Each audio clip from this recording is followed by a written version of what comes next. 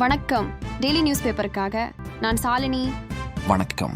Daily news பேப்பருக்காக நான் ஹேமண்ட் Sharon. தமிழகத்தில் ஒரு சில இடங்களிலும் புதுவை மற்றும் காரைக்கால் பகுதிகளிலும் இடிமின்னல் மற்றும் பலத்த காற்றுடன் லேசானது முதல் மிதமான மழை பெய்யக்கூடும். நீலகிரி, கோயம்புத்தூர், திண்டுக்கல், தேனி, விருதுநகர், தென்காசி, திருநெல்வேலி, ஈரோடு, திருப்பூர், சேலம், நாமக்கல் மற்றும் கன்னியாகுமரி மாவட்டங்களில் ஓரிரு இடங்களில் கனமழை பெய்ய வாய்ப்புள்ளது.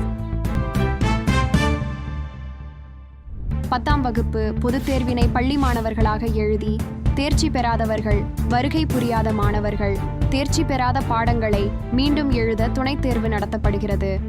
மீண்டும் தேர்வு எழுத அவர்கள் படித்த பள்ளிக்கு நேரில் சென்று 16ஆம் தேதி முதல் ஜூன் 1 தேதி வரை காலை 11 மணி முதல் மாலை 5 மணிக்குள் விண்ணப்பிக்க வேண்டும். தலைநகர் டெல்லியில் நேற்று இரவு திடீரென புழுதி புயல் வீசியது.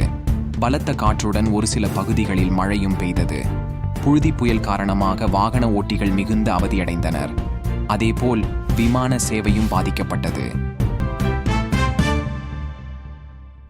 அமைச்சர் நேருவின் சகோதரர் ராமஜெயம் கொலையும் ஜெயக்குமார் மரணமும் ஒரே மாதிரியாக இருப்பதாக சிறப்பு புலனாய்வு குழுவினருக்கு சந்தேகம் ஏற்பட்டுள்ளது. 20 லட்சம் செல்போன் இணைப்புகளை முடக்க உத்தரவு. தொலைத்தொடர்பு மோசடி நபர்களின் நெட்வொர்க்கை கூண்டோடு அகற்றுவதையும் டிஜிட்டல் அச்சுறுத்தல்களில் இருந்து குடிமக்களை பாதுகாப்பதையும் நோக்கமாக கொண்டு இந்த நடவடிக்கை மேற்கொள்ளப்பட்டுள்ளது.